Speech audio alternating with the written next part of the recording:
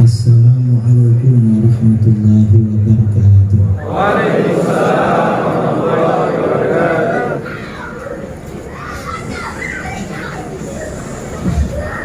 Bismillahirrahmanirrahim. Alhamdulillahi rabbil alamin.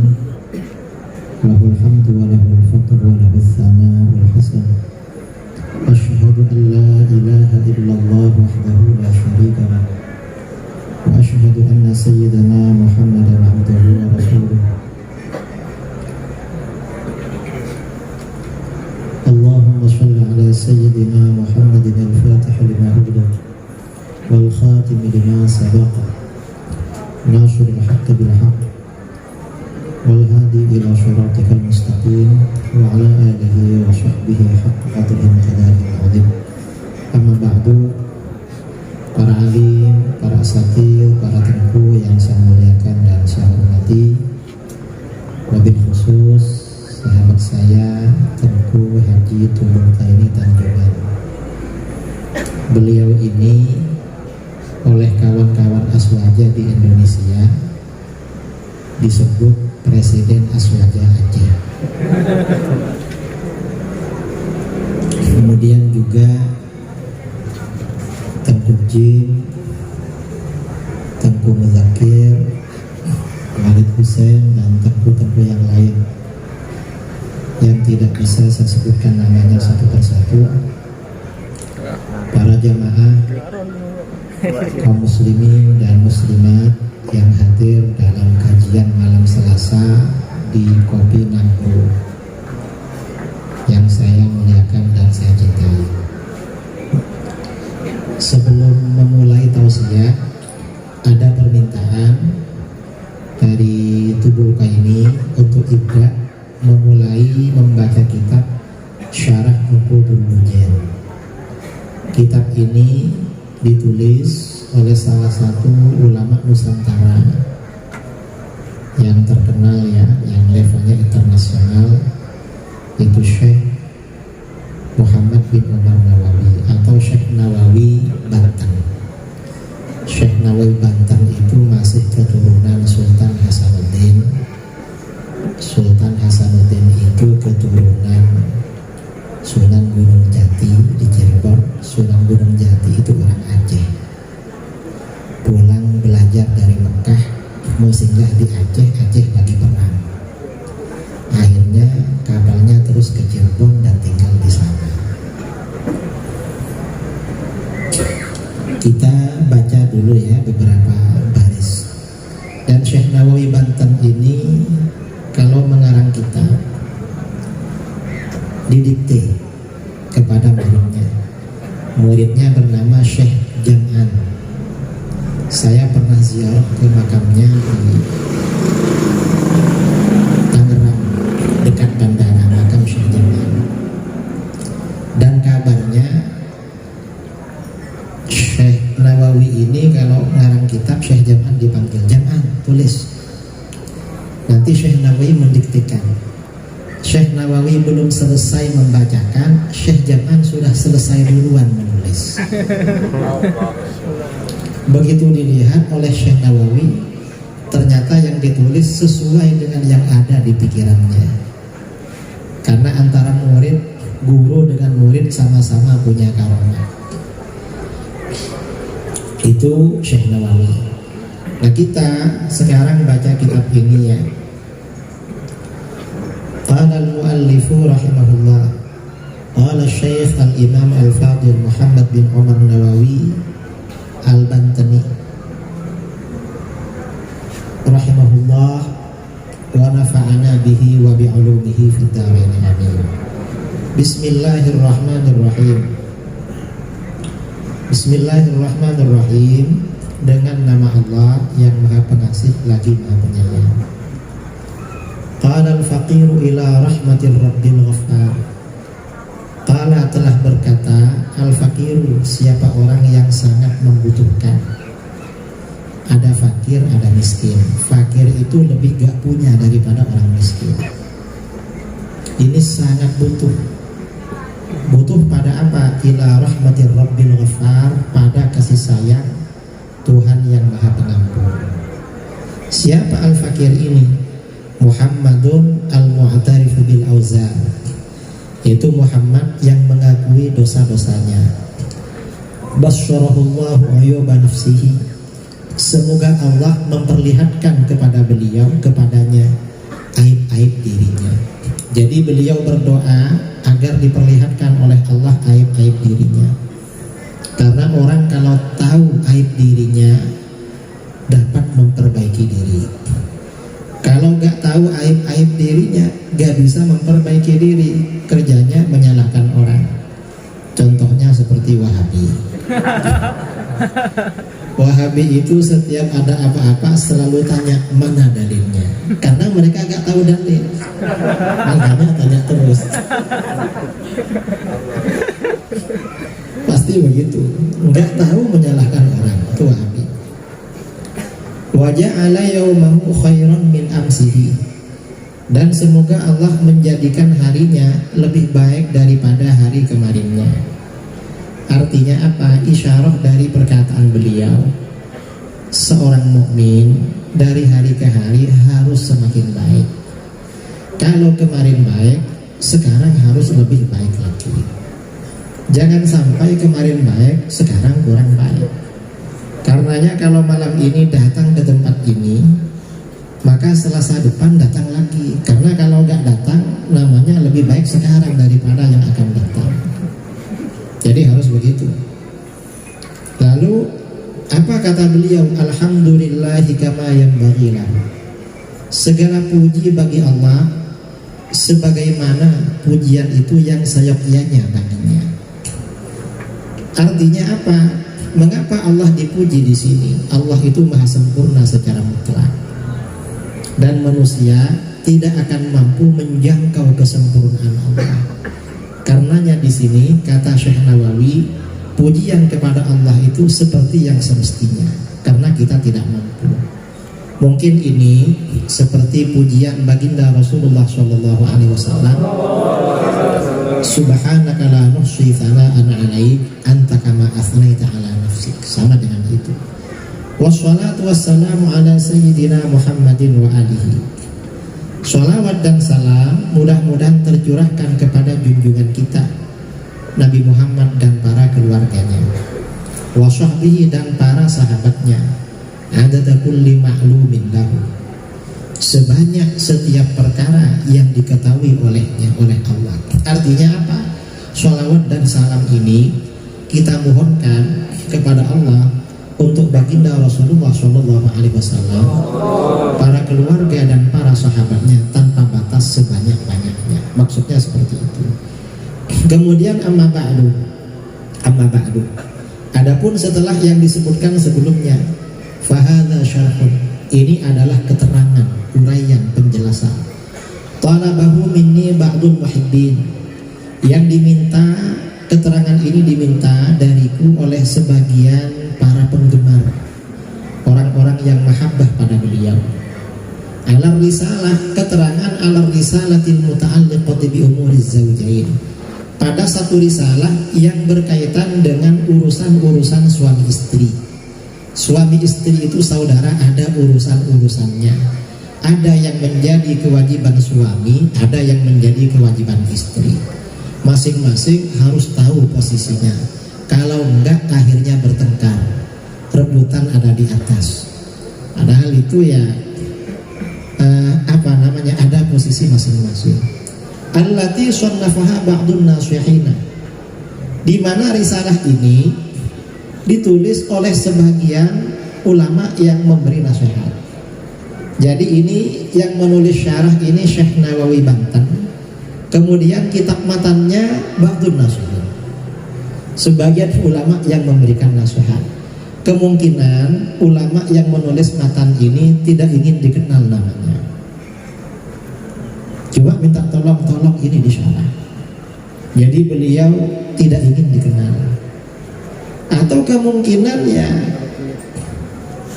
jangan-jangan beliau sendiri yang menulis matannya, atau siapa Gak jelas karena Ba'dun Nasihin ini. Apakah beliau tahu? Saya kira beliau tahu.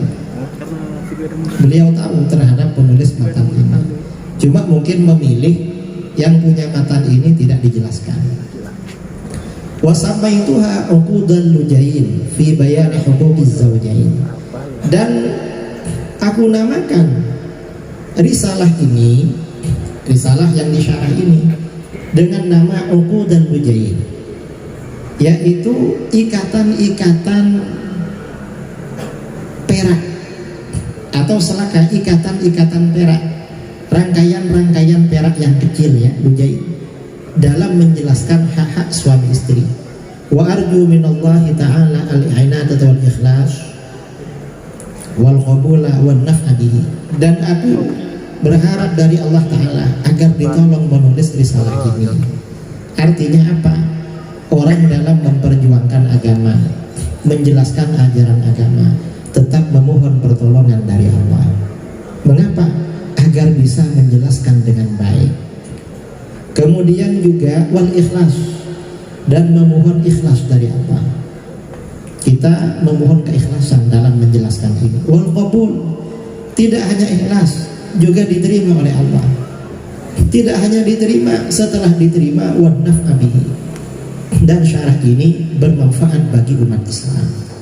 Dan doa harapan beliau Syekh Nawawi Banten benar-benar dikabulkan oleh Allah, karena kitab Uqudul Lujain ini diajarkan di dayah-dayah, biasanya dikaji ekstrakurikuler, bukan kurikulum khusus, tapi kajian-kajian tertentu. Kita juga pernah ngaji dulu masih kecil di pondok pesantren seperti ini.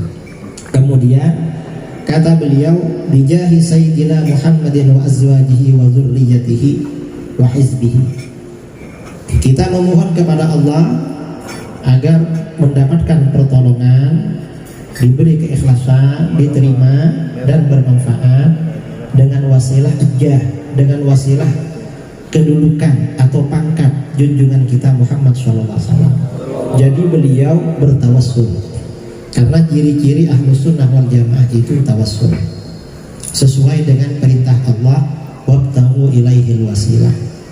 Yang tidak mau tawassul itu, yang tidak mau bertawassul dengan para nabi dan para wali, pertama orang-orang jahiliyah, dan kedua adalah Wahabi. Karena Wahabi dalam masalah ini ikut orang jahiliyah. Wa azwajihi, dan istri-istri beliau, wa dzurriyyatihi, dan anak cucu beliau, wa hizbihi, dan golongan beliau. Wa ahdaitu dzalika lil walidain, dan aku hadiahkan hal itu, artinya pahala menyusun kitab ini, aku hadiahkan pahalanya kepada kedua orang tua. Setiap kita mempelajari kitab ini, Syekh Nawawi dapat pahalanya, kedua orang tuanya juga dapat. Ini termasuk doa orang soleh. Rajian minallahi ta'ala ghufrana dzunubihima, seraya berharap kepada Allah agar mengampuni dosa-dosa kedua orang tua. Wartifa'a darajatihima, dan ketinggian derajat-derajat kedua orang tua. Annahu ta'ala wasi'ul maghfirah, sesungguhnya Allah Ta'ala yang maha lapang ampunannya. Wa arhamur rahimin, dan paling pengasih melebihi orang-orang yang pengasih. Wallahu a'lam bishawab. Nanti dilanjutkan oleh Tengku Jim dan Tubuh Luka ini pada Selasa yang akan datang. Nah, kita lanjutkan dengan tausiah. Ini sudah baca kitab menghabiskan waktu 10 menit, tidak lama ya. Kemudian kita lanjutkan tausiah. Ahlus Sunnah wal Jamaah. Berbicara tentang Ahlus Sunnah wal Jamaah itu penting. Mengapa penting? Agar orang itu tahu siapa Ahlus Sunnah wal Jamaah yang sebenarnya. Dan kita jangan terpengaruh. Ada sebagian orang, sudahlah, nggak perlu membicarakan Wahabi, membicarakan Syiah, membicarakan Hizbut Tahrir, membicarakan aliran-aliran di luar Ahlus Sunnah, nggak perlu. Mengapa? mereka sama-sama Islam. Ya memang mereka sama-sama Islam, tapi perlu dibicarakan. Mengapa perlu dibicarakan? Karena kita harus tahu mana golongan yang benar. Dalam hadis riwayat Imam Muslim, Rasulullah SAW bersabda, "Innahu may ya'ish ba'di fasayara ikhtilafan katsiran." Siapa yang hidup sepeninggalku, siapa yang hidup setelah aku meninggal, maka akan melihat banyak perbedaan pendapat.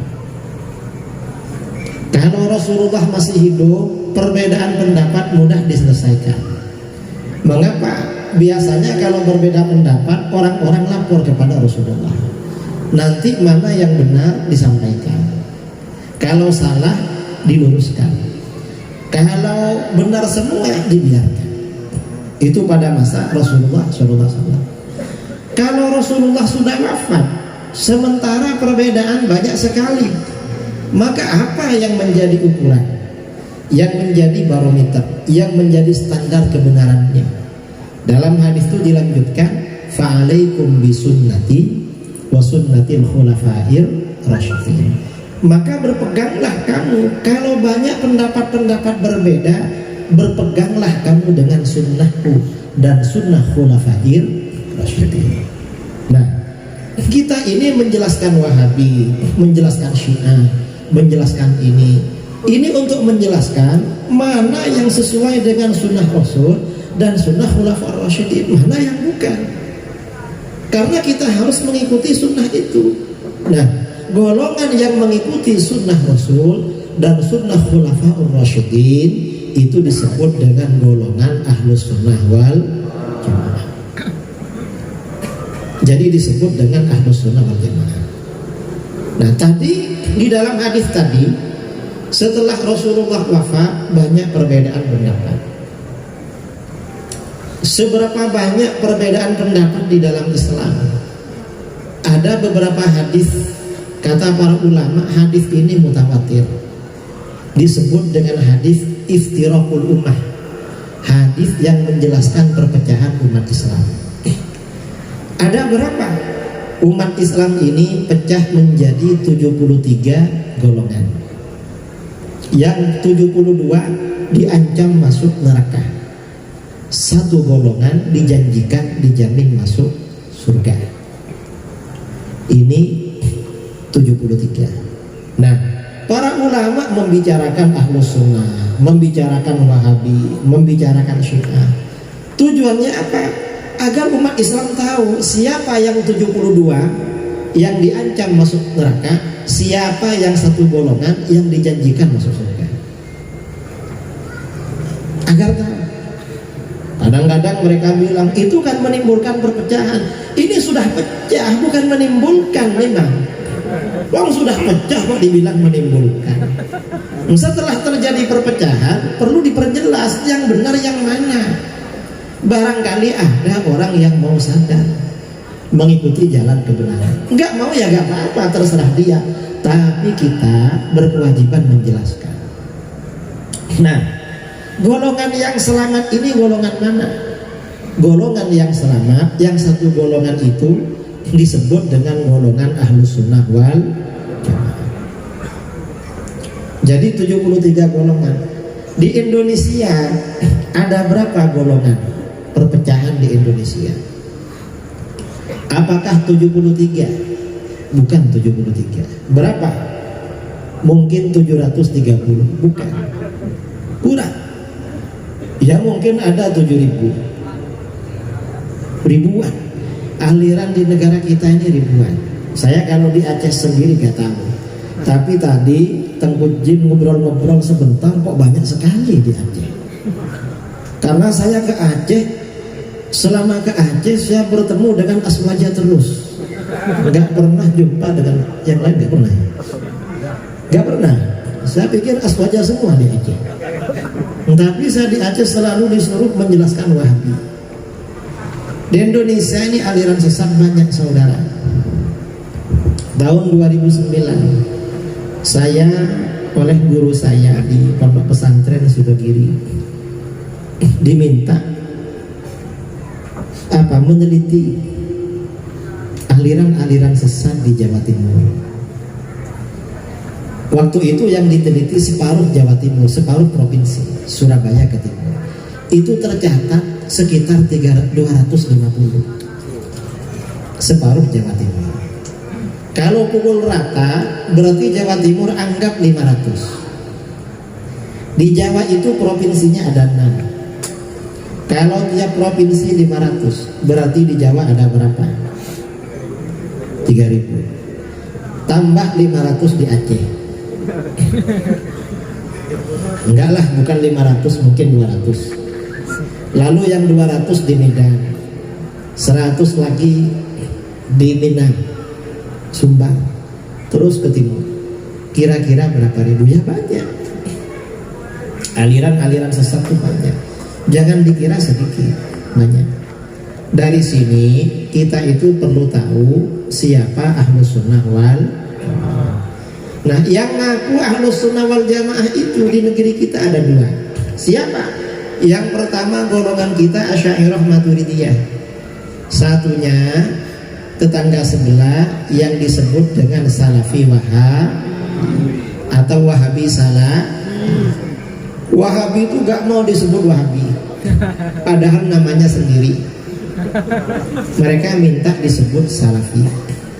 Saya pernah bulan Maret yang lalu berdialog dengan sekitar 50 orang ustadz-ustadz Wahabi, alumni Timur Tengah di Jawa Tengah. Dan alhamdulillah mereka rata-rata sudah taubat. Saya bilang Wahabi gini-gini, kata mereka, Pak Kiai, jangan sebut Wahabi lah, gak enak di hati. Sebut apa? Sebut Salafi. Ya dah, kita sebut Salafi Wahabi. Ya, cuma nama, saya bilang sama mereka, Wahabi ini nama ilmiah. Kita ini bukan mencela. Yang namanya memang begitu. Mau dikasih nama apa? Oh, namanya Wahabi. Tapi mereka ini memang merasa apa namanya ya, dipanggil Wahabi itu tidak pede mereka. Kalau kita merasa risih, kita ini dipanggil Asy'ari, nggak apa-apa, dipanggil, terserah mereka. Mereka dipanggil pakai namanya gak mau, pakai nama mereka. Ini Wahabi. Wahabi ini mengaku Ahlus Sunnah wal Jamaah. Nah, sama-sama mengaku Ahlus Sunnah wal Jamaah. Kira-kira siapa yang Ahlus Sunnah wal Jamaah yang asli? Karena biasanya barang itu yang asli ada yang imitasi. Apa imitasi itu? Ada yang palsu. Kalau satunya asli berarti satunya palsu. Kira-kira yang asli yang mana? Ya kita yang asli. Mengapa kita ini yang asli? Karena di dalam Al-Quran dan hadis tanda-tanda golongan Ahlus Sunnah wal Jamaah dalam satu versi sabda Rasulullah SAW. Ketika ditanya siapa golongan yang selamat, satu versi beliau menjawab as-sawadul aqdham, golongan mayoritas. Kalau kita standarnya pakai golongan mayoritas seperti di dalam hadis-hadis, kita dengan Wahabi, kira-kira yang mayoritas yang mana? Ya kita. Wahabi sangat minoritas. Karenanya Wahabi kalau jumpa dengan kita, mereka gak mau mengaku Ahlus Sunnah wal Jamaah. Apa kata mereka? Kita bukan Ahlus Sunnah wal Jamaah. Apa? Ahlus Sunnah saja. Mengapa? Karena kalau menyebut Ahlus Sunnah wal Jamaah takut ditanya jamaahnya mana. Katanya Ahlus Sunnah wal Jamaah, kok jamaahnya gak ada. Kalau kita gak perlu ditanya, jamaah kopi Nanggro aja sudah ramai. Padahal ini jamaah ngopi. Ini Ahlus Sunnah wal Jamaah. Mereka tuh repot saudara jadi jamaah. Dan kalau Ahlus Sunnah harus jamaah. Kalau gak ada jamaah bukan Ahlus Sunnah namanya. Ya Ahlus Sunnah juga, mungkin Ahlus Sunnah artinya dikhitan. Orang yang disunat, mungkin itu maksudnya. Ini satu versi. Ahlus Sunnah kita ini mayoritas. Kemudian dalam versi yang lain, Rasulullah ketika ditanya siapa yang selamat, Rasulullah menjawab, ma ana alaihi wa ashabi, golongan yang mengikuti ajaranku dan ajaran sahabatku. Kalau sudah berbicara siapa yang mengikuti ajaran Nabi dan sahabat, kita apa Wahabi? Ya kita, bukan Wahabi. Dan itu banyak buktinya. Karenanya Wahabi kalau diajak ketemuan secara formal sering gak mau. Saya ini pertama kali ke Aceh tahun 2015. Bulan apa? Sekitar Maret. Kalau nggak salah bulan Maret. Tapi kalau kenal dengan orang Aceh sudah sejak 2013. Saya undangan ke Kuala Lumpur. Diundang kerajaan Malaysia isi daurah pelatihan Ahlus Sunnah wal Jamaah. Pesertanya 100 orang ustaz. Salah satu peserta itu orang Aceh, tapi sudah jadi warga negara Malaysia. Pas istirahat, saya didatangi ke kamar. Kiai jangan bermalam di sini, enak di rumah saya. Sambian siapa? Saya orang Indonesia, Kiai dari Aceh. Akhirnya saya kalau ke Kuala Lumpur gak pernah bermalam di hotel, bermalam di rumahnya orang Aceh, di rumah orang Aceh. Dan orang Aceh ini saya kalau keliling-keliling Malaysia, yang ngantar di Malaysia ya orang Aceh. Kebetulan ada orang Aceh jadi dosen di kampusnya di Malaysia. Kalau kerajaan Sabah, Sarawak undang pada saya, biasanya undangannya dua. Undangannya kirim ke saya, juga kirim ke asisten saya di Kuala Lumpur, orang Aceh. Beliau yang minta, Kiai kalau diundang kerajaan Malaysia kasih undangan kirim ke saya. Maka bagaimana orang Aceh ini nanti karena menerima undangan dia bisa cuti mengajar dan dapat gaji, kemudian dikasih tiket oleh kampusnya sama keluarganya keliling-keliling ikut saya. Jadi dia gak ngajar tapi dapat gaji. Ini pinternya orang Aceh. Nanti pulang ke kampusnya dia yang diundang, cerita kita di sana ceramah gini, kali ikut saya sebenarnya. Jadi kalau sama orang Aceh itu sudah lama. Dan Aceh ini merubah hidup saya. Saya dulu gak suka makan mie, gak suka. Ya maulah tapi gak suka. Pas ke Aceh mau pergi kemana sama Tubul diajak ke mie Aceh. Saya dikasih mie. Saya sebelum makan mikir-mikir, saya gak suka mie dikasih mie.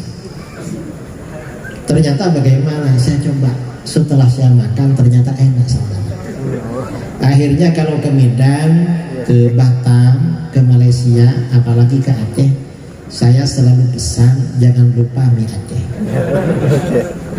Karena suka. Tapi kalau pulang ke Jawa saya gak mau bikin mie. Kalau ke Aceh saya pasti makan. Ke mie Aceh ya. Nih mie Aceh. Nah ini kembali kepada yang tadi. Ahlus Sunnah wal Jamaah ini kalau kembali siapa yang mengikuti ajaran Nabi dan sahabat ya kita. Karena kita ini memang banyak bukti-bukti, data-data. Kalau ajaran kita sesuai dengan ajaran Nabi dan sahabat, Wahabi diajak ketemuan secara formal kan mau. Waktu saya ke Aceh pertama kali 2015, rencananya dialog dengan 2 ustadz Wahabi alumni Yaman, tinggal di Banda Aceh. Kawan-kawan di Aceh, Kiai siap kalau dialog sama Wahabi. Ahlus Sunnah jangan ditanya siap lah, jangan ditanya, yang perlu ditanya Wahabinya. Di UIN Araniri. Nah, akhirnya apa?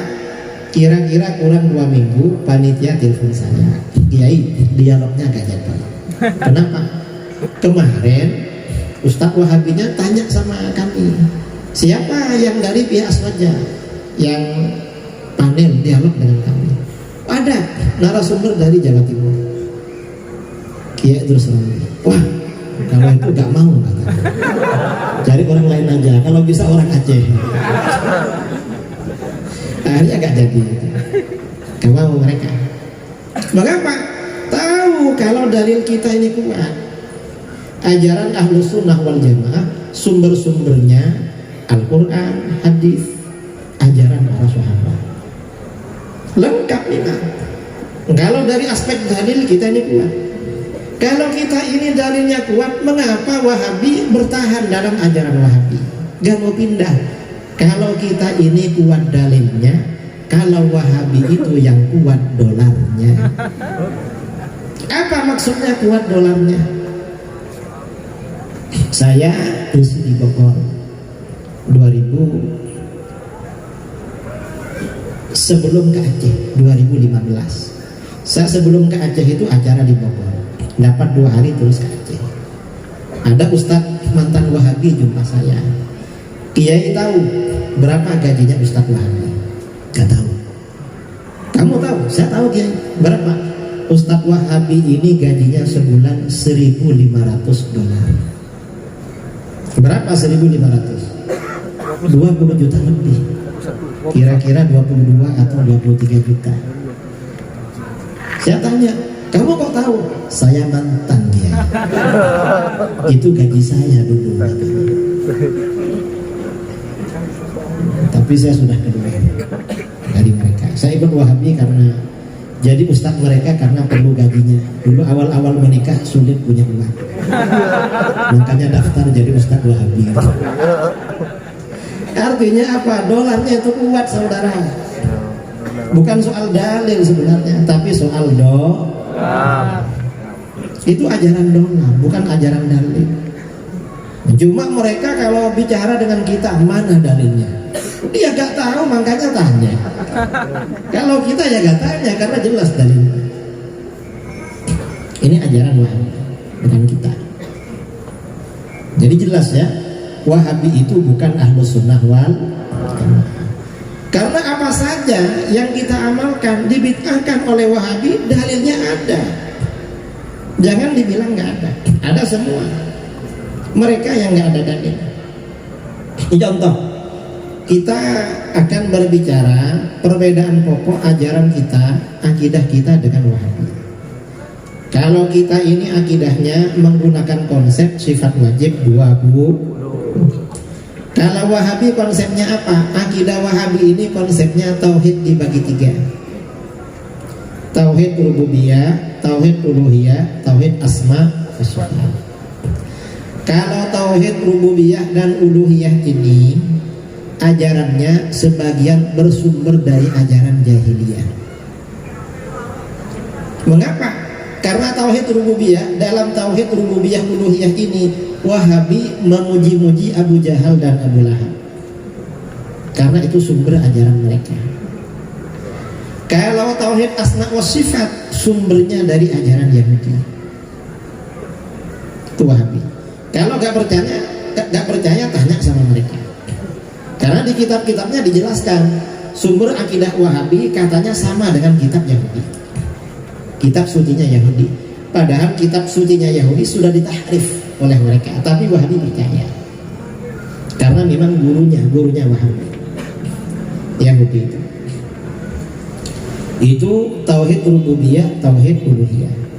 Nah, tauhid rububiyah uluhiyah ini tujuannya apa?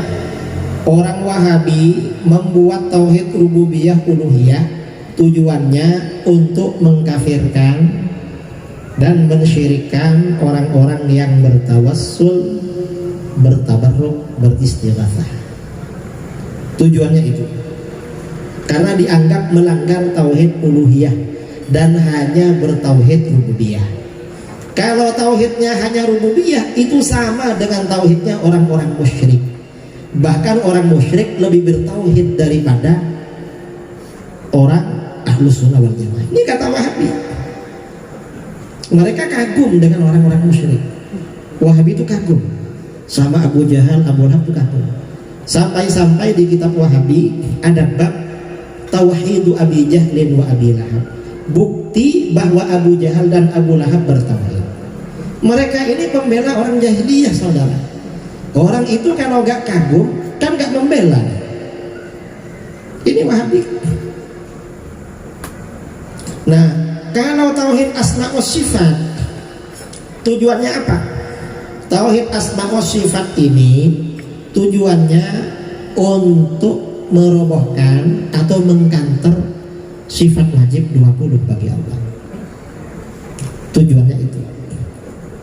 Ini konsep akidah Wahabi. Karenanya tauhid 3 Wahabi itu tauhid rusak. Nggak ada dasarnya, nggak ada sumbernya. Nggak boleh. Kalau kita ini punya anak dimasukkan ke lembaga Wahabi, nggak boleh. Mengapa? Karena akan diajarkan tauhid yang rusak dan diajarkan durhaka pada kedua orang tua. Wahabi. Kalau punya anak, punya saudara, jangan dimasukkan ke lembaga Wahabi, tapi harus masuk ke dayahnya Ahlus Sunnah wal. Nah, dari sini kita akan berbicara tentang sifat wajib 20 bagi Allah. Bagaimana sebenarnya sifat wajib 20 bagi Allah? Ini penting. Karena ini sifat wajib 20 ini diremehkan sekarang, dikira gak penting, padahal penting itu. Sifat wajib 20 ini akidahnya umat Islam yang selalu menang. Kalau ingin menang harus ikut sifat wajib 20. Kalau tauhid 3 itu akidahnya orang kalahan, orang kalah. Nah, sifat wajib 20 ini mendapat tantangan. Dari siapa? Pertama dari kalangan kita sendiri Ahlus Sunnah. Dulu ketika saya di pondok sampai mengajar, gak ada kawan-kawan yang pertanyaannya kritis gak ada. Begitu pulang dari pondok, kawan-kawan tanya, Gus, mengapa sifat wajib bagi Allah 20? Mengapa kok 20? Itu kan pertanyaan filosofis kan? Saya tanya pada beliau, ya iya, sampean minta berapa? Kok menanyakan yang 20? Udah, saya bukan minta berapa. Mengapa bukan 15, bukan 19, bukan 25, bukan 30 katanya. Itu yang Ahlus Sunnah. Kalau yang Wahabi beda lagi. Kata Wahabi apa? Saya pernah mengisi di kuliah umum di Malaysia. Kiai, kata Wahabi sifat 20 itu bukan dari Islam. Dari mana? Katanya dari orang-orang ahli filsafat Yunani. Saya bilang pada dia, kalau sifat wajib 20 dari orang-orang ahli filsafat Yunani, berarti orang ahli filsafat Yunani itu bertauhid. Kalau Wahabi ingkar, gak percaya pada sifat 20, berarti Wahabi itu komunis. Karena gak percaya wujudnya Allah, kafir, komunis. Gak percaya kidamnya Allah, gak percaya pokoknya Allah, komunis. Makanya waktu parade Ahlus Sunnah wal Jamaah 2015, spanduk-spanduknya Wahabi, Syiah, komunis pergi dari Aceh. Ada spanduk begitu, masih ada gambarnya sampai sekarang. Nah, karena ada pertanyaan begitu, kita harus bisa menjawab. Dan sebenarnya jawaban ini sederhana, mudah dicerna. Mengapa para ulama kita membuat konsep sifat wajib 20 bagi Allah? Mengapa? Pertama, sifat wajib 20 bagi Allah itu tujuannya mengantarkan kita makrifat kepada Allah. Makrifat itu artinya apa? Makrifat itu artinya kenal, saudara. Kita ini kalau kenal dengan orang, kenal Tengku Jim, perawakannya agak langsing, wajahnya agak manis, orangnya sering berceramah, ya, mengajar di mana-mana, beliau. Nah, kepada Allah kita wajib makrifat. Cuma di dunia kita gak bisa melihat Allah. Kalau ada orang bisa melihat Allah, di mana itu? Di Jenib. Di Banda Aceh. Ada orang bisa melihat Allah, itu murtad saudara. Itu orang gila namanya itu. Harus ditahan. Kita di dunia gak bisa melihat Allah, sementara makrifat wajib. Mengenal Allah wajib. Maka mengenal Allah adalah melalui sifat-sifatnya, dan itu sifat 20. Ini yang pertama. Yang kedua, sifat wajib 20 ini juga merespon penyimpangan-penyimpangan golongan di luar Islam dan di luar Ahlus Sunnah wal Jamaah tentang ketuhanan. Jadi sifat wajib 20 ini bisa untuk membantah Kristen, membantah Yahudi, membantah Syiah, HTI, Wahabi dan lain sebagainya. Ini sifat wajib 20. Merespon mereka. Itu yang kedua. Yang ketiga, mengapa kok 20? Mengapa bukan 25, bukan 30? Kata para ulama kita, sifat wajib 20 ini batas kemampuan akal manusia dalam makrifat pada Allah. Lebih dari 20 akal kita tidak mampu. Saudara ini ya kan kenal saya, mungkin saya ke Aceh sering ketemu dari dulu, tapi kan masa tahu semua tentang saya? Enggak kan? Enggak. Kalau saya tanya, saya ini sudah kawin apa belum? Hah? Nah, gak ada yang jawab. Takut ditanya sama Wahabi, mana dalilnya?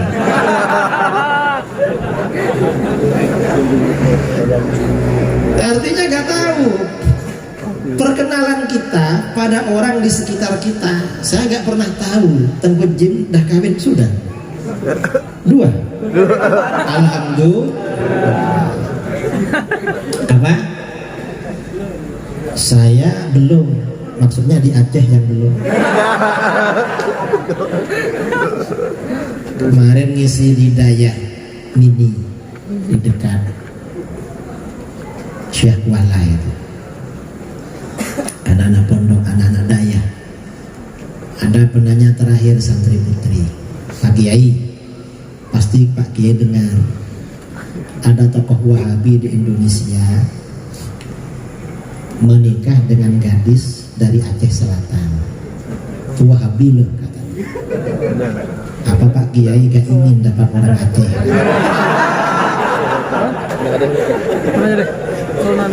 Saya jawab, kalau keinginan sudah lama. Cuma tengku-tengku ini gak bantu pasti.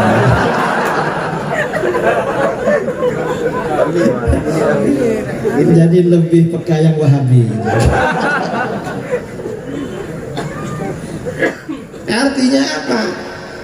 Kita ini makrifat pada orang sekitar itu terbatas, apalagi kepada Allah.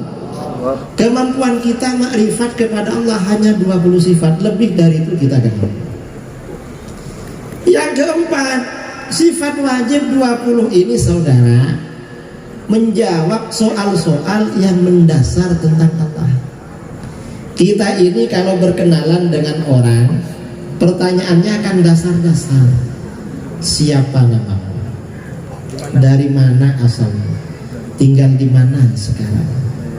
Kerja apa sekarang? Umur berapa? Kan begitu. Itu kalau berkenalan. Sifat wajib 20 itu juga begitu. Sehari semalam kita ini wajib beribadah kepada Allah. Apakah Allah itu ada? Jawabnya adalah sifat wujud. Karena itu kebalikan dari wujud, mustahil bagi Allah, yaitu ada. Dijelaskan dalilnya.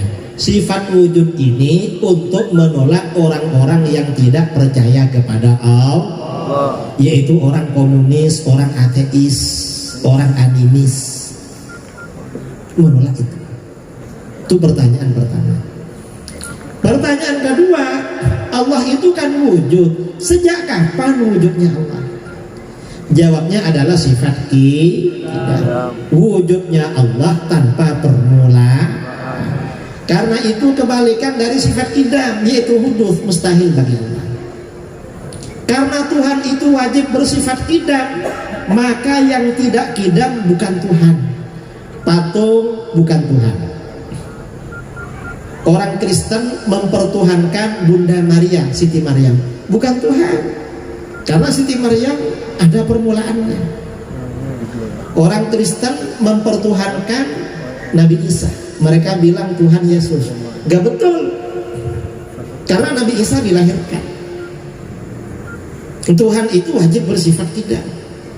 Kalau tidak kidam bukan Tuhan. Karena kidam itu syaratul uluhiyah, syarat ketuhanan.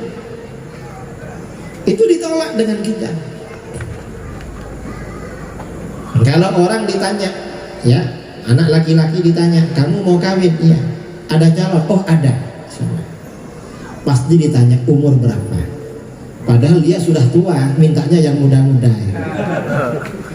Karena kalau manusia kan ada tanggal lahirnya, ditanya umurnya. Takut-takut khawatir yang mau sama kita sudah nenek-nenek. Jadi ada tanggal lahir. Kalau Allah gak pakai tanggal lahir karena tidak. Ini pertanyaan kedua. Pertanyaan ketiga, Allah yang wujud dan kidam sampai kapan wujudnya? Jawabnya adalah Allah itu maha kekal, maha abadi. Karenanya kebalikan dari Bapa mustahil bagi Allah. Apa kebalikan dari Bapa? Kebalikan dari Bapa adalah fana. Karenanya perkara-perkara yang fana gak bisa dikatakan Tuhan. Siti Maryam bukan Tuhan, sudah wafat. Nabi Isa bukan Tuhan, nanti setelah turun menjelang kiamat wafat. Siapapun bukan Tuhan selain Allah. Mengapa? Fana semua. Syarat ketuhanan itu harus bapak, harus kekal, harus abadi. Ini pertanyaan ketiga. Pertanyaan keempat, Allah yang wujud, kidam, bapak seperti apa? Orang itu kalau berbicara sesuatu pasti terjadi penasaran. Seperti apa ya? Ditawari mobil, seperti apa? Ditawari rumah, seperti apa? Berbicara tentang Tuhan, seperti apa? Maka jawabnya adalah mukhalafatu. Allah itu tidak serupa dengan apapun perkara yang baru. Allah tidak serupa dengan perkara baru. Kalau di dalam Al-Quran, laisa kamitslihi. Mengapa Allah gak serupa perkara baru? Kalau Allah serupa dengan perkara baru, berarti Allah juga baru. Karena setiap sesuatu pasti memiliki hukum yang sama dengan apa yang serupa dengannya. Sedangkan Tuhan, Allah wajib bersifat kidam, berarti Allah tak serupa dengan perkara baru. Ini akidah Ahlus Sunnah wal. Nah, ini membantah Wahabi, membantah Yahudi. Apa kata Wahabi? Wahabi kalau ditanya Tuhan seperti apa, kata Wahabi, Tuhan itu mukhalafatul hawaditsi, tapi tak begitu mukhalafatul. Mengapa? Ada mirip-miripnya. Mirip apa? Di kitab Wahabi, Tuhan itu mirip seorang laki-laki yang masih muda, belum berjenggot, tingginya kira-kira 30 meter. Dan ini mirip akidah Yahudi. Kata Yahudi, Tuhan itu seperti seorang laki-laki yang sudah tua, rambut dan jenggotnya putih semua, tingginya 30 meter. Bedanya Tuhannya Yahudi lebih tua daripada Tuhannya Wahabi. Jadi akidah Yahudi abang akidahnya Wahabi, disingkat menjadi Wahyudi. Wahabi adiknya Yahudi. Karena sama akidahnya. Akidah tajassim itu dari Yahudi, akidah mujassimah dari Yahudi. Itu sumbernya Wahabi. Kalau kita menolak seperti itu, kalau kita pakai mukhalafatu bil hawadits, Allah itu tidak serupa dengan perkara baru. Ini pertanyaan keempat. Pertanyaan kelima, Allah yang wujud, tidak bapak mukhalafatul hawadits, alamatnya di mana? Jawabannya qiyamuhu bi nafsihi. Allah berdiri pada zatnya sendiri. Artinya apa? Allah tidak butuh pada tempat dan tidak butuh pada yang membatasi, mengatur atau menciptakan. Mengapa gak butuh? Yang namanya butuh itu bukan sifatnya Khalik, tetapi sifatnya makhluk. Kalau kita butuh tempat, tempatnya harus enak. Kalau panas harus ada kipasnya. Makanya di sini banyak kipas. Karena kebutuhan memang. Nah, qiyamuhu binafsihi ini yang ditolak dengan qiyamuhu binafsihi siapa saja? Banyak. Kristen ditolak. Gimana kata Kristen? Kata Kristen, Tuhan Allah bersemayam pada tubuh Tuhan Bunda Maria, juga bersemayam pada tubuh Tuhan Yesus. Ditolak itu, ditolak, dikafirkan oleh Al-Quran, dikafirkan.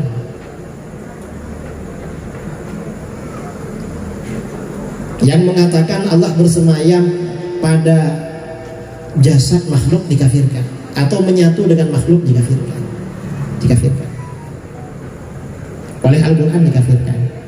Karenanya akidah Ahlus Sunnah wal Jamaah ini menolak akidah reinkarnasi atau wihdatul wujud yang menganggap Tuhan menyatu dengan makhluk. Itu ditolak. Ada ajaran misalnya, ajaran, karena ada sebagian yang berpandangan bahwa Allah itu menyatu dengan Muhammad. Gak boleh itu sama dengan ajaran Kristen, ditolak. Allah itu qiyamuhu binafsihi. Apalagi ajaran yang mengatakan Nabi Muhammad itu adalah Allah yang Maha Esa. Wah, parah itu.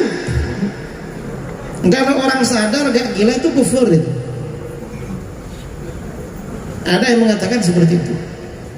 Ada pertanyaan, Kiai, gimana orang yang mengatakan Allah bersemayam di hati orang mukmin? Ya ditanya, itu majazi apa hakiki? Kalau maksudnya Allah bersemayam di hati orang mukmin, itu artinya hakiki. Seperti kopi yang ada di dalam gelas ini, maka gak betul, sesat, kufur. Kalau maksudnya itu. Tapi kalau maksudnya majazi, artinya apa? Seorang mukmin mencintai Allah, hatinya selalu ingat Allah, itu benar. Karena orang jatuh cinta itu bilang pada kekasihnya, sayang, kamu itu bagaikan bunga yang indah bersemayam di taman hatiku. Ya maksudnya seperti itu maksudnya. Gak apa-apa kalau begitu. Tapi kalau bersemayam bertempat begini gak boleh. Karena Allah itu qiyamuhu binafsihi. Ini akidah Ahlus Sunnah wal Jamaah. Nah, yang ditolak dengan qiyamuhu binafsihi ini Wahabi juga, Mujassimah. Apa kata Wahabi? Wahabi kalau ditanya Tuhan itu di mana, kata dia, loh kamu belum tahu alamatnya. Loh kamu sudah tahu? Ya tahu.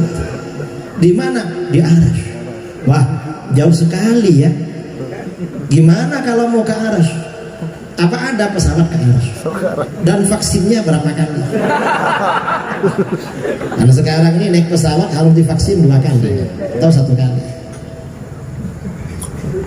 Kata Wahabi, jangan khawatir. Walaupun jauh di Arasy, setiap pukul 3 pagi Tuhan itu turun ke langit pertama di dunia. Wahabi ditanya, ngapain turun? Untuk mendengar doa kamu. Makanya pukul 3 bangun, sholat tahajud, berdoa, Allah dengar. Wahabi ditanya lagi, memangnya kalau gak turun Tuhan gak dengar? Bingung dia menjawab. Karena kalau jawab Tuhan gak dengar, kufur. Kalau jawab dengar, nanti ditanya lagi, kalau dengar ngapain turun? Kan dengar dari Arasy. Bingung dia. Wahabi ditanya lagi, itu turun pukul 3 ikut waktu daerah mana? Karena pukul 3 di Indonesia ini beda-beda, apalagi waktu istiwa. Tambah bingung dia. Akhirnya apa? Kata Wahabi, Tuhan itu turun terus sesuai dengan waktu pukul 3 daerah masing-masing. Mereka ditanya, kalau turun terus lalu naiknya kapan? turun. Berarti kan bukan naik, itu berjalan terus. Katanya turun. Artinya apa? Ajaran Wahabi itu gak masuk akal, saudara. Gak masuk akal. Wahabi sering bilang, loh, Allah bersemayam di arsy, istawa, itu muhkamat. Mengapa? Karena disebut 6 kali di dalam Al-Quran, kata mereka. Saya pernah jumpa dengan Wahabi di Perak, di Ipoh ya, di Perak di Malaysia. Menjumpai saya, Kiai, saya ini Asy'ari juga seperti Kiai. Terus, cuma menurut saya istawa itu artinya bersemayam dan itu muhkamat, bukan mutasyabihat. Loh, kamu Asy'ari yang mana kalau begitu? Kalau Asy'ari berarti istawa itu ayat mutasyabihat, bukan muhkamat. Artinya bisa tafwid, bisa takwil. Kalau seperti kamu berarti Asy'ari versi lain itu. Enggak, ya, menurut saya muhkamat. Mengapa muhkamat? Karena di dalam Al-Quran disebut 6 kali. Oh, berarti kamu itu pakai voting kalau begitu. Pemahamannya mengikuti demokrasi 6 kali. Kalau menurut kami bukan muhkamat tapi mutasyabihat. Walaupun istawa itu 6 kali, tetapi ayat Al-Quran yang membicarakan akal lebih 30 kali. Afala ta'qilun, apakah kamu tidak menggunakan akalnya? Di dalam Al-Quran kewajiban menggunakan akal itu berpuluh-puluh kali. Lebih muhkamat ini, makanya istawa oleh para ulama dulu dirasionalkan, dipahami secara akal. Jadi begitu. Dan yang muhkamat ini ya bukan ini, bukan istawa, tapi ayat apa? Laisa kamitslihi wa lam yakul lahu kufuwan. Qul huwallahu ahad itu. Mengapa ini muhkamat? Qul huwallahu ahad ini ayat muhkamat. Karena surat Al-Ikhlas ini turunnya menjawab pertanyaan orang-orang musyrik dan orang-orang Yahudi tentang sifat Allah. Jadi ketika orang Yahudi dan orang musyrik bertanya tentang sifat Allah kepada Rasulullah SAW, Allah menurunkan surat Al-Ikhlas. Oh, berarti ini muhkamat. Karenanya kata Imam Ar-Razi, kata para ulama, setiap kesimpulan tentang sifat Allah yang bertentangan dengan surat Ikhlas maka harus dihindarkan, dijauhi. Mengapa? Karena surat Al-Ikhlas ini adalah sifat Allah berdasarkan nas Al-Quran dan hadis. Dan di dalam hadis-hadis sahih diterangkan surat Al-Ikhlas ini adalah sifatur Rahman, sifatnya Allah, bukan sifatnya makhluk. Kalau ada orang mengatakan qul huwallahu sifatnya makhluk, itu aliran sesat, hati-hati. Gak benar itu. Ini artinya apa? Qiyamuhu binafsihi ini menolak ajaran Wahabi. Wahabi ini parah. Gara-gara qiyamuhu binafsihi, kata Wahabi, orang yang tidak berkeyakinan Allah tinggal di arsy itu kafir. Kita dikafirkan sama mereka. Kalau kita menanggapi Wahabi yang beriktikad Tuhan tinggal di arsy, dalam syarah Bajuri Tuhfatul Murid syarah Jauharah Tauhid, kita tidak mengkafirkan, tapi menganggap mereka aliran sesat dan menyesatkan. Mengapa? Arsy itu bukan alamat Tuhan, itu alamat palsu. Itu alamatnya para malaikat. Itu di arsy. Ini namanya akidah Ahlus Sunnah wal Jamaah. Jadi ditolak. Artinya apa? Sifat wajib 20 bagi Allah itu meluruskan keyakinan manusia tentang Tuhan dan salah tentang Tuhan, seperti keyakinan pengikut agama di luar Islam, juga keyakinan orang-orang di luar Ahlus Sunnah wal Jamaah. Dibantah dengan sifat wajib 20. Ini ada cerita. Saya pernah dialog dengan Wahabi di Surabaya tahun 2009. Lalu 2015 di Malaysia. Kata Kata Wahabi, gak benar, Tuhan itu gak bertempat. Mengapa? Karena Tuhan itu ada. Setiap sesuatu yang ada pasti bertempat. Kalau tidak bertempat berarti gak ada. Saya bilang sama dia, kalau begitu kamu bisa kafir. Ucapan kamu bisa kafir, menganggap Tuhan butuh bertempat. Loh, mengapa? Saya tanya, Tuhan tempatnya di mana menurut kamu? Kata dia, jelas di arsy. Mau gimana lagi? Saya tanya lagi, arsy itu makhluk apa bukan? Kalau kamu jawab arsy bukan makhluk, kamu kafir. Tapi kalau kamu jawab arsy itu makhluk, kamu bisa kafir juga, cuma kafirnya tidak langsung. Kamu pilih yang langsung apa yang tidak langsung? Arsy itu makhluk apa bukan? Kata Wahabi yang di Surabaya, ya jelaslah arsy itu makhluk. Mau apa lagi? Nah sekarang saya mau tanya, kalau arsy itu memang makhluk, sebelum Allah menciptakan arsy, Allah tinggal di mana? Apa kamu bilang karena tempat belum ada, Tuhan tidak ada, kafir kamu? Atau kamu bilang tempat belum ada, Tuhan tidak bertempat, berarti akidah kamu sesat? Pilih mana kamu? Apa kata Wahabi yang Surabaya? Kata Wahabi yang Surabaya, Ustaz gak boleh tanya begitu. Mengapa? Karena itu pertanyaan haram. Mengapa haram? Karena itu pertanyaan bid'ah, kullu bid'atin dhalah. Wahabi itu kalau ditanya gak bisa jawab, yang bertanya diharamkan. Itu Wahabi. Ini Wahabi Surabaya. Yang waktu di Malaysia beda lagi. Saya tanya, arsy itu makhluk apa bukan? Ya jelas makhluk. Kalau memang arsy makhluk, sebelum Allah menciptakan arsy, Allah tinggal di mana? Setelah lama mikir-mikir, apa kata dia? Kata dia, ya suka-suka Allah lah, mau di mana? Artinya apa? Dalam pikiran Wahabi, Tuhan itu dianggapnya benda kecil, ada di ruangan besar. Lo katanya Allahu Akbar, Maha besar, kok kecil Tuhan? Ini Wahabi. Artinya apa? Wahabi itu tidak mengagungkan Allah, tidak mengagungkan saudara. Gak ngerti pada tauhid. Itu Wahabi yang 2015. Wahabi yang 2019 beda lagi. Ada Wahabi ditanya, Ustaz, arsy itu makhluk apa bukan? Karena mungkin takut terjebak, apa kata dia? Wallahu a'lam. Allah yang maha tahu.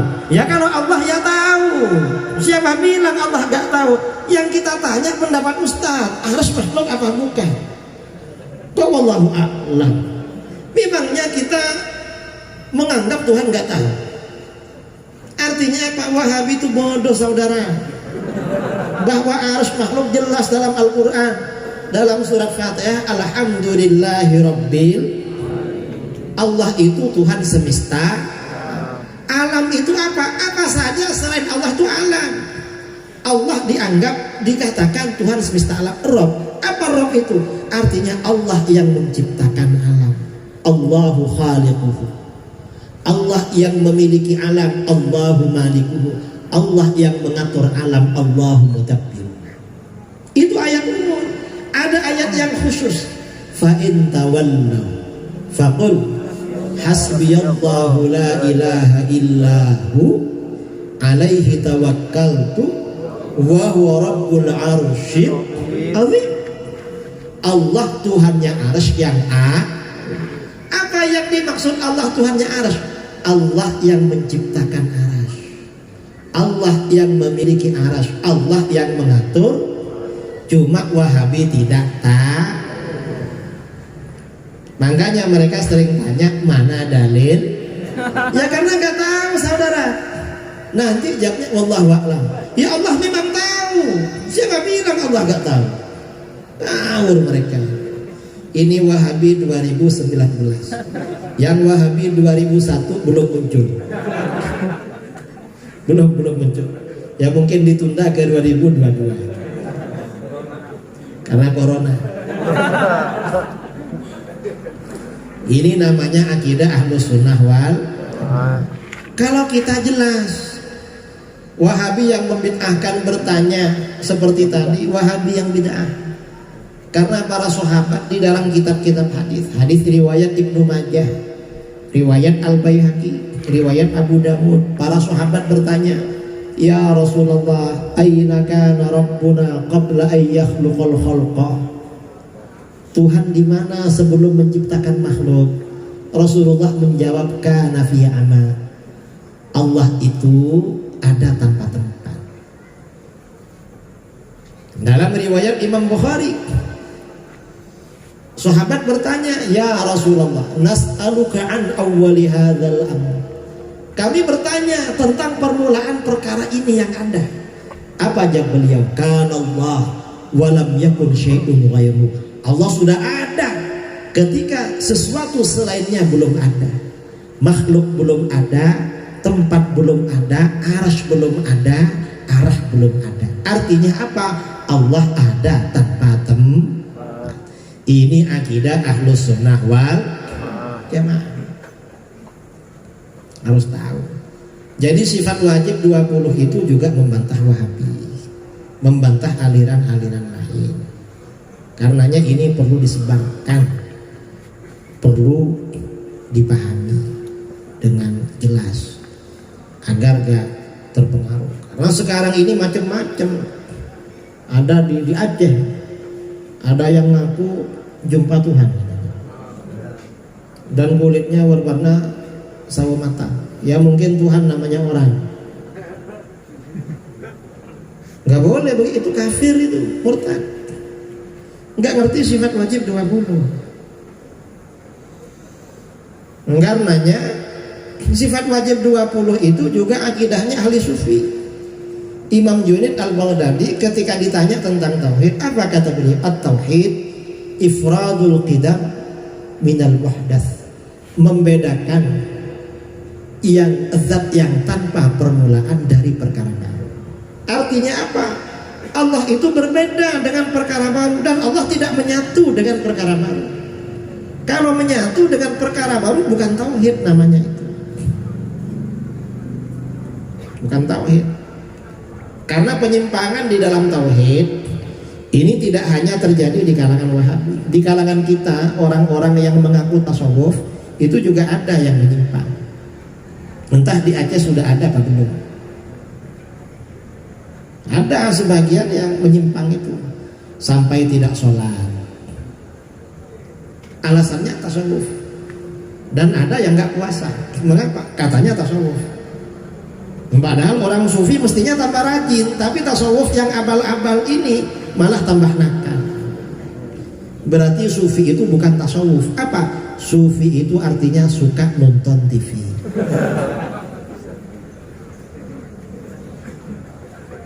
Jadi hati-hati dengan ajaran yang baru. Tadi pertanyaan keberapa tadi itu? Kelima. Pertanyaan keenam, Allah yang wujud qidam baqa mukhalafatul hawadits qiyamuhu bi nafsihi. Ada berapa? Jawabnya adalah wahdani. Ini menolak semua orang-orang musyrik yang menganggap Tuhan banyak, ditolak dengan wahdaniyah. Allah itu Maha Esa. Dan wahdaniyah ini juga menolak terhadap Wahabi, menolak terhadap Syiah, menolak terhadap HTI. Mengapa?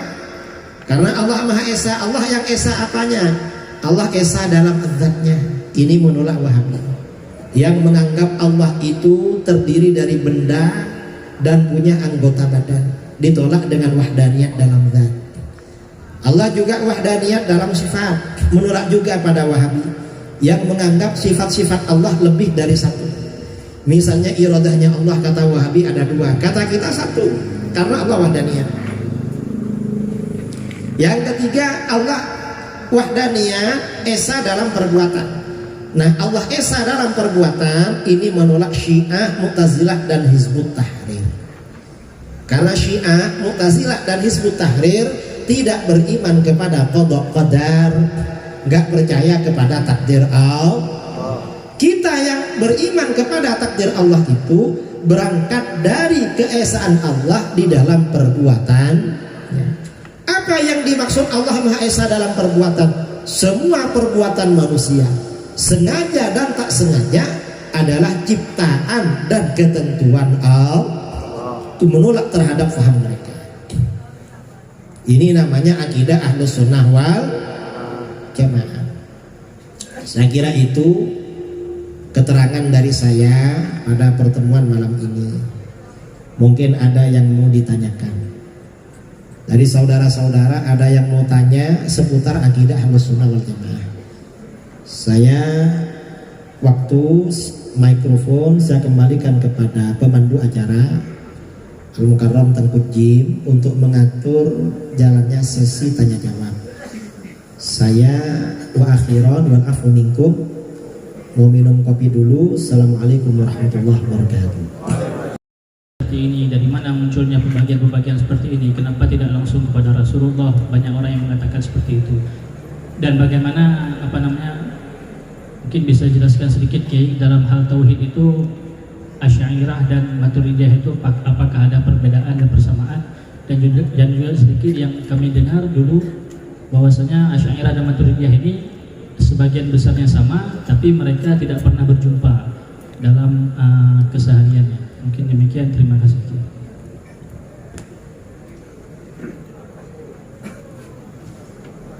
Ahlus Sunnah wal Jamaah itu seperti yang disebutkan tadi, kalau di dalam fikih yang ada sekarang maksudnya ya, Ahlus Sunnah wal Jamaah yang ada sekarang di dalam fikih mengikuti salah satu mazhab empat, Hanafi, Maliki, Syafi'i, Hambali. Di dalam akidah mengikuti salah satu dari dua mazhab, Asy'ari, Maturidi. Di dalam tasawuf mengikuti mazhabnya Junaid al-Baghdadi. Cuma kalau kita mutakhirin ini ke Ghazali, Ghazali juga kepada Imam Junaid al-Baghdadi. Sebenarnya Junaid al-Baghdadi. Nah, mengapa di dalam ilmu-ilmu agama ini kita bermadhab? Ketika kita bermadhab, misalnya mengikuti mazhab Syafi'i atau mazhab Asy'ari atau mazhab Junaid, ini bukan berarti kita meninggalkan Al-Quran dan hadis lalu ikut imam-imam itu, bukan. Ketika kita ini bermadhab kepada mazhab-mazhab yang disebutkan tadi, kita ini sebenarnya mengikuti Al-Quran dan hadis seperti yang dipahami oleh imam-imam itu. Jadi kita ini Al-Quran hadis juga, cuma seperti yang dipahami oleh imam-imam itu yang disebutkan tadi. Dan imam-imam yang disebutkan tadi itu bukan membuat ajaran baru, tetapi sebenarnya memilih pendapat-pendapat sebelumnya yang sudah ada sejak masa-masa para sahabat. Diambil pendapat yang paling kuat sesuai dengan Al-Quran dan hadis. Ini maksudnya bermadhab. Jadi bermadhab ini bukan berarti meninggalkan Al-Quran hadis lalu ikut imam, bukan. Karena imam madhab itu bukan saingannya Al-Quran dan hadis. Tapi para imam madhab itu orang yang punya jasa besar, punya kemampuan yang luar biasa dalam menguraikan ajaran Al-Quran dan hadis. Jadi begitu. Jawabannya seperti itu kalau terjadi pertanyaan seperti itu. Nah, menanggapi orang-orang yang gak mau ikut imam, langsung kembali pada Quran dan hadis, gak bisa seperti itu. Gak masuk akal. Kita ini pasang lampu listrik di sini. Ini kan masih melalui apa di depan itu? Gardu. Dan ini gak langsung ke pusatnya di PLN. Kalau langsung ini pecah, ini meledak. Makanya di tiap daerah itu ada gardunya, volumenya dikurangi terus, baru bisa begini. Coba langsung ke puncaknya ya rusak ini, gak kuat. Nah, Al-Quran dan hadis itu, Al-Quran dan hadis itu tidak langsung turun pada kita. Kita ini bukan sahabat, tapi bagaimana Al-Quran dan hadis ini kita tahu dari guru kita. guru kita dari gurunya, terus begitu. Karenanya di dalam beragama orang itu wajib punya guru. Gak boleh otodidak, gak boleh ilmu agama. Kalau cuma listrik, komputer, HP, otodidak gak apa-apa. Jadi pencet-pencet sendiri, nanti tahu, setelah itu disebarkan gak apa-apa. Tapi kalau Al-Quran hadis gak boleh, harus punya guru. Mengapa harus punya guru? Di dalam Al-Quran diterangkan fas'alu ahla dzikri in kuntum la ta'lamun. Bertanyalah kalian kepada ahli zikir. Ahli zikir ini maksudnya bukan orang yang ahli wirid, tapi maksudnya para ulama yang ahli Quran. Mengapa? Karena di belakang ada bacaan in kuntum la ta'lamun. Kalau kamu tidak tahu, berarti tanya pada yang tahu, yaitu para ulama. Artinya apa? Ketika kita tidak tahu suatu persoalan agama, Allah tidak memerintahkan kita cari sendiri dalam terjemahan Quran. Enggak. Tapi bagaimana? Tanya kepada para ulama. Karena kalau bukan ulama, saudara, cari itu gak jumpa loh. Kalau bukan ulama. Tapi kalau ulama, langsung jumpa. Dan gurunya punya guru, gurunya punya guru. Ini para ulama. Nah, sistem hubungan murid dengan guru ini di dalam Islam dijaga oleh institusi yang namanya mazhab. Jadi mazhab ini institusi yang menjaga hubungan murid dengan guru. Kita gak bisa langsung Al-Quran hadis, gak bisa. Saya ini coba di Aceh ada Imam Ghazali, saya gak pulang ke Jawa, mau belajar terus. Apalagi misalnya di Aceh ada Imam Syafi'i, tambah gak pulang. Mengapa? Biar lebih dekat pada ulama salaf. Apalagi ada sahabat, misalnya ada sahabat Abu Hurairah, gak pulang. Tapi kalau sudah gak ada kan, gak ada. Yang ada ulama-ulama sekarang. Maka bagaimana kita ini dalam urusan agama berguru kepada ulama yang ada sekarang? Di mana ulama yang ada sekarang punya guru kepada ulama sebelumnya. Ini namanya bermazhab, saudara. Jadi mazhab itu jangan digugat. Kita ini jangankan memahami Al-Quran, baca Qurannya saja, tajwidnya itu gak cukup otodidak. Misalnya pergi ke pasar, di bandar, beli buku tajwid, ya, lalu pelajari sendiri. Aha, ini makhrajnya tenggorokan bagian ini, kok tenggorokan bagian ini. Gak praktek dari mulutnya orang yang tahu. Gak bisa, saudara. Itu baru bacanya seperti itu. Apalagi memahami maknanya, tambah gak bisa. Itu orang-orang Wahabi ya, yang nekat pakai Al-Quran itu ngawur itu. Al-Quran itu disalahgunakan. Dan ini Wahabi itu termasuk golongan yang merobohkan Islam. Kata Sayyidina Umar bin Khattab, yahdimul Islam thalathun. Islam ini dirobohkan oleh 3 orang. Siapa? Yang pertama zallatul alim, ada orang alim terpeleset. Ada orang alim terpeleset, pendapatnya salah, akhirnya jamaahnya, pengikutnya terpeleset juga. Islam menjadi roboh. Yang kedua wajidalul munafik bil Quran, orang munafik bersilat lidah pakai Al-Quran. Ajaran dia gak benar, tapi dipaksa-paksakan pakai dalil Al-Quran. Maka bagaimana? Islam roboh karena dia sendiri roboh, pengikutnya juga roboh. Wahabi itu walaupun ngomong kembali pada Quran, tapi gak sungguhan itu. Mereka itu gak paham pada Al-Quran. Saya sering ya jumpa dengan Wahabi. Pernah dulu tahun 2009 di Denpasar, dialog dengan Wahabi soal tahlil. Kata Wahabi apa? Tahlil itu hukumnya haram. Baca tahlil lebih diharamkan. Loh, kenapa haram? Karena di dalam, siapa yang mengharamkan? Kata dia Al-Quran. Lah ayat yang mana? Kata dia, alladzi khalaqal mauta wal hayata liyabluwakum ayyukum ahsanu amala. Allah yang menciptakan mati dan hidup untuk menguji kamu, siapa di antara kamu yang paling bagus amalnya. Nah, Yang menjadi spirit dari ayat ini, kita itu bagus-bagusan amal. Nah, orang yang tahlil itu maunya banyak-banyak zikir, itu gak bagus itu. Jadi banyak langsung dibenturkan dengan bagus. Saya bilang sama dia, Pak, sampean nggak ngerti pada ayat itu.